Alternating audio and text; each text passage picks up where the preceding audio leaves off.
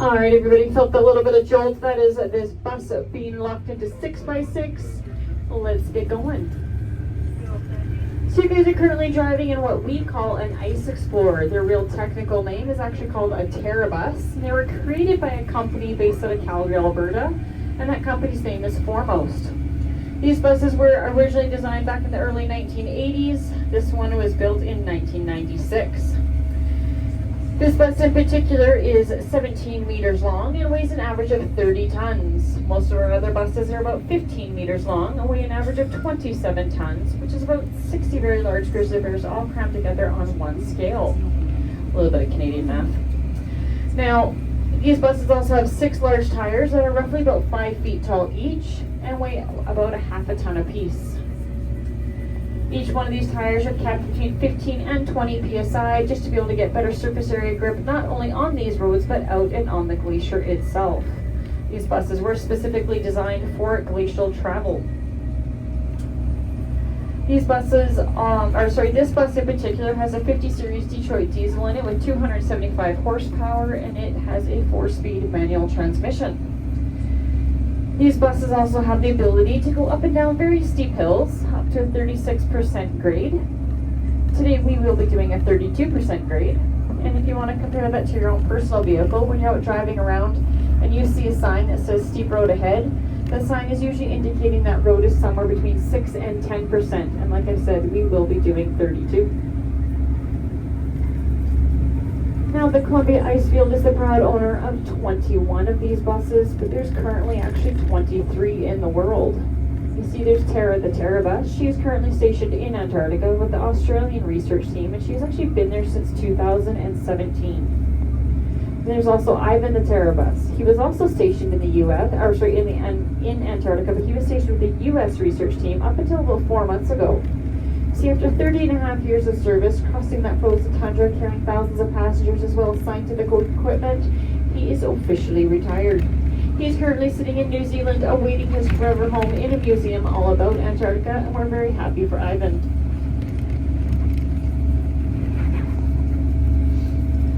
Now we're heading off to the Athabasca Glacier. And if everybody looks up ahead, you're going to see a glacier hanging off the side of this mountain. The mountain's name is Mount Andromeda, and the glacier is on Andromeda Glacier. And this glacier is what we classify as an independent or a standalone glacier. And what that means is the mountain itself had its very own bowl shape, which collected a whole bunch of snow. And over time, that snow got so heavy, it started to compress down into glacial ice, creating its very own glacier. Now, the difference between Andromeda Glacier and the Athabasca Glacier is the Athabasca Glacier is classified as an outlet glacier, which means her ice is actually coming from somewhere else. And in this case, it's actually coming from the Columbia Icefield. So it's the ice field that's filled up with a whole bunch of snow and ice that gets compressed down to glacial ice. And once it gets so full, it starts to overflow in between the mountains, creating outlet glaciers, just like the Athabasca Glacier. So as you round this bend, if you all look at the glacier and look straight up, on the very top of it, you're going to see a dome of white snow up there touching the horizon of the sky. That is the Columbia Icefield itself, and it stretches a full 165 square kilometers back that way. Now, to have an ice field, you do have to have a minimum of 4 outlet glaciers coming off of it. But the way that the Columbia Icefield is situated in between our mountains, she actually has 6 outlet glaciers coming off of her. Now, as for the Athabasca Glacier, when she was first making her debut down into this valley, she was a force to be reckoned with. She was absolutely huge and super strong. So as she was coming down into this valley, she was pushing everything out of her way. So if you look over on the right-hand side across the valley, you're going to see a big ridge line of rock and dirt. It's got a knife-like edge on the top of it. It stretches down in front of the forest of trees. This is called a moraine, more specifically a lateral moraine, and we are currently driving on her other lateral moraine right now. So as the Athabasca Glacier was coming down into this valley, she was taking all this rock and dirt you see absolutely everywhere and pushing it up and out of her way to each side of the valley walls, creating these moraines. Now, moraine is apparently a French word for a loose pile of rock and dirt. But hey, who knew? So we have officially reached that very steep hill I was telling you guys about. This is actually the steepest commercially used dirt road in North America. As we descend down this hill, I will remain quiet as I do need to concentrate on my bus as well as my driving. But once we get down to the very bottom, I will continue on with the tour. I do have to wait for the bus in front of us to make her way all the way to the bottom before we can go down, but she shouldn't take too long. So sit back, relax, enjoy the ride, and I will be back with you guys shortly.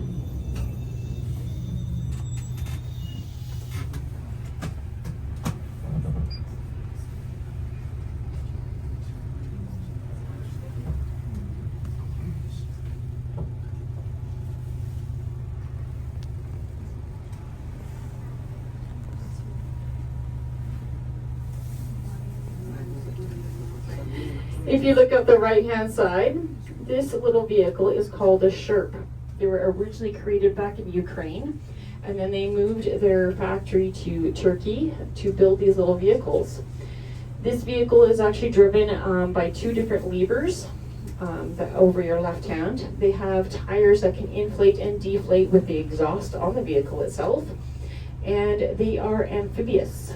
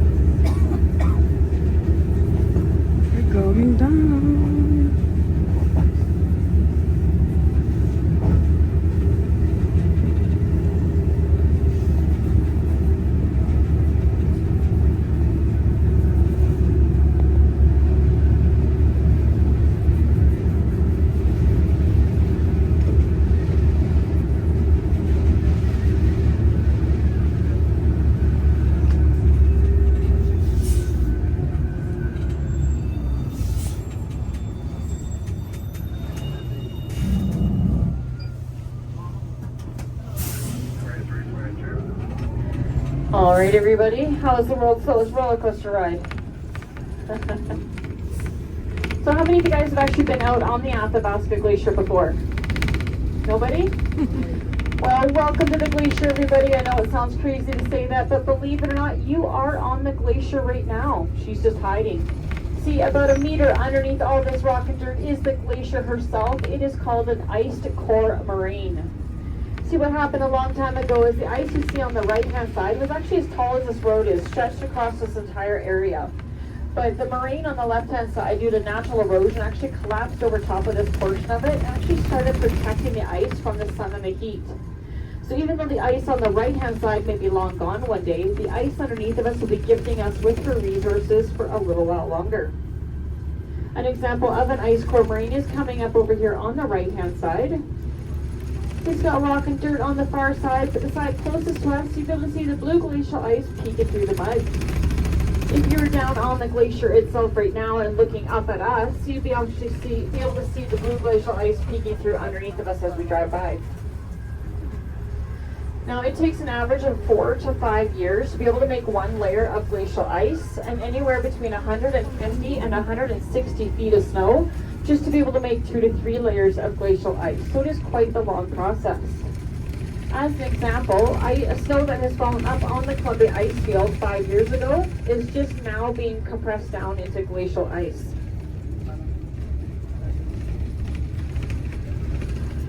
Now before we head out onto the ice portion ourselves, we do actually have to wash our tires. See, even though a very thick layer of rock and dirt is able to protect the ice from melting, a very thin layer will actually cause it to melt faster. So we go through what we call a tire wash here. This tire wash consists of glacial meltwater coming from 3 different glaciers. It is coming from a AA Glacier, Andromeda Glacier, which we talked about just a few moments ago, as well as the Athabasca Glacier.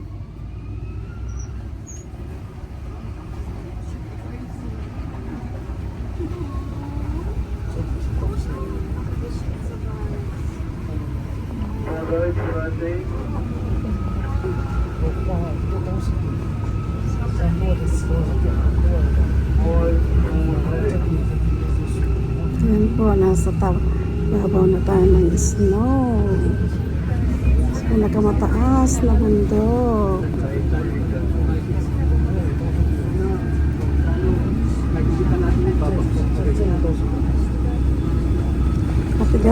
Matigas ang yellow to. Snow.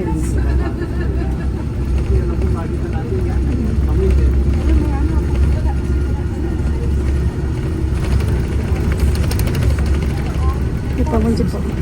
Oo. Ito po. Kaya may waterfalls po doon. No? Galing sa mga natutunaw na Alrighty. snow. So our First Nations people believe that water is a feminine spirit, and this beautiful glacier of ours, she does have some fine lines and wrinkles, just like myself. But her fine lines and wrinkles do get so large they are actually called crevasses. See, crevasses are cracks in the ice that not only can stretch the full width and length of the glacier, they can also open up extremely wide and be over 40 meters deep. She also has something called mill wells. Mill wells are holes in the ice that have been created by meltwater swirling around in one area, literally drilling a hole in the ice. Now these holes can also open up extremely wide and they can be over 100 meters deep. Both mill wells and crevasses are extremely dangerous because oftentimes they have something called an ice shelf or a snow shelf that stands over top of them that you don't know they're there until you walk on top of it, that shelf breaks, and you are gone for quite the ride. If you look over on the left-hand side, we have 3 mill wells that just opened are here. The closest one to us, believe it or not, closed up not long after it opened, but the furthest 2 are well over 100 feet deep at the moment.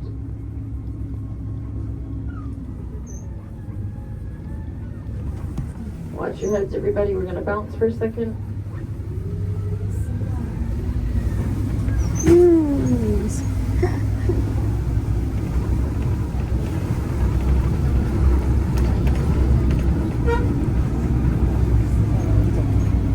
Saan po kami nakasakay? Malalaking gulong.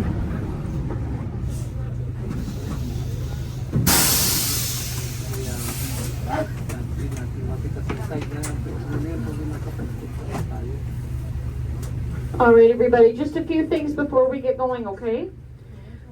White ice is grippy ice. Blue ice is slippery ice. So please watch your footing while you're out there, okay? There's a lot of blue ice. If when in doubt, spread your feet out, walk like a penguin. It'll help give you more surface area grip on the ice, okay? If you see red signs, stay inside the red signs. Do not go outside the red signs. These are the boundary area. This is the safe area. You guys are